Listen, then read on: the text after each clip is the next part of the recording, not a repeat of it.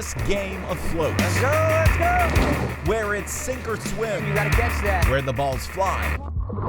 And where feet are never supposed to touch bottom. Hey, hurry up!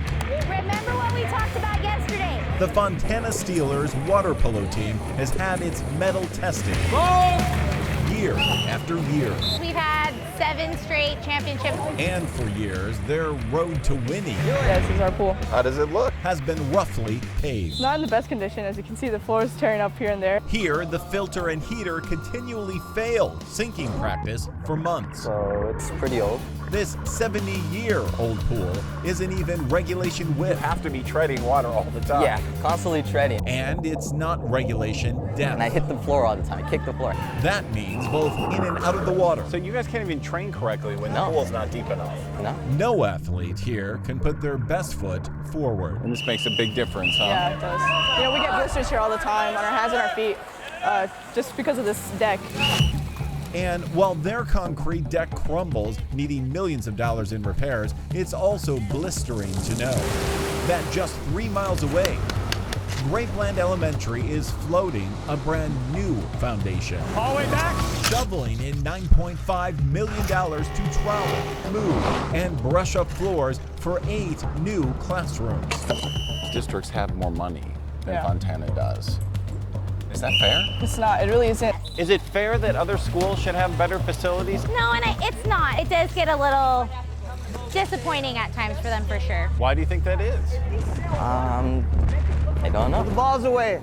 To find out why, we looked at data from across the entire country and found out that Fontana Unified was only able to spend $454 per student on buildings, infrastructure, and facilities over the last 5 years, while neighboring Etiwanda School District was able to spend $1,361. That is 3 times as much.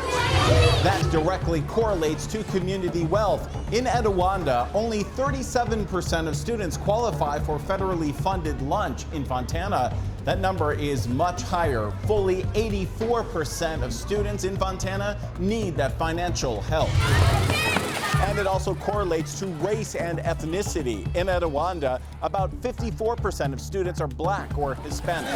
But here in Fontana, more than 92% of students are Black or Hispanic. Fontana serves mostly Hispanic, very low income population. But the fact that their kids go to schools that are so underfunded is, I think, something we should all be outraged about. Dean Pedro Noguera studies educational inequities at USC. All schools are not equal when it comes to funding, are they?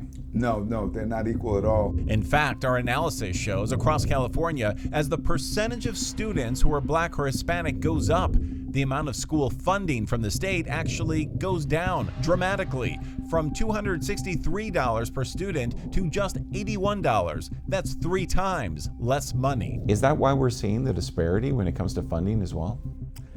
It's related. Is it racist? Is it racism? It's, I call it structural racism. Structural racism, what it tells you, it's not about the intention of the policymakers, but because it's built into the way we have funded schools historically and continue to do so, it perpetuates racial inequities.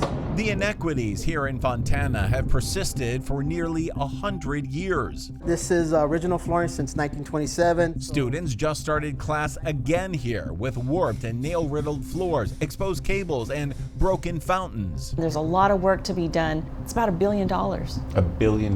more just to do maintenance. Can Fontana afford that? No, we don't have $1 billion. No, not at all. And the high cost of maintaining their old buildings means new buildings like this $23 million operations center in Etiwanda are even further out of reach. The data shows Etiwanda spends about 1/3 less on maintaining old buildings compared to Fontana. So that lower maintenance cost allows you to be more successful, doesn't it? I believe so. That, teamed with developer money from growth and a greater ability to pass bond measures, keeps this construction going. There's no critical need right now, right? There's no one thing that you need right now going into the year. No. You guys you're in pretty good shape. We're in pretty good shape. But that construction keeping them in good shape seems a world away. 95 years of walking in these classrooms. To those walking warped floors here, only 3 miles down the road. No, it doesn't seem fair, and it seems a little, I don't know, sad for our kids that a few miles away, they're able to spend more money on improvements than we are. Shouldn't every student have the same opportunities, have the same facilities when they're in school? The way the funding is allocated and the way that we're able to utilize them to make sure our students receive the best isn't equitable. And we have separate but unequal facilities throughout this country. It's disturbing because it sends a message to the children and their families and the educators who work there that these kids aren't as important. Do you think those students are going to perform at a lower level? I know that the pattern is yes, they will tend to. It's why students themselves are diving in, Bothersome to many of our teams and very taxing. pleading for help. It's very important that we get the pool remodeled. All of them knowing that tiny ripples here Juliet, did you hear me? could create big waves to lift everyone's academic game. You think you're getting a fair shot with this pool? No, not as much. It does impact us. So this is impacting your grades Yes. and your future. Yes. It should be equal, It should. regardless of race, It should. regardless of ethnicity. They should have the equal opportunities as everybody else does.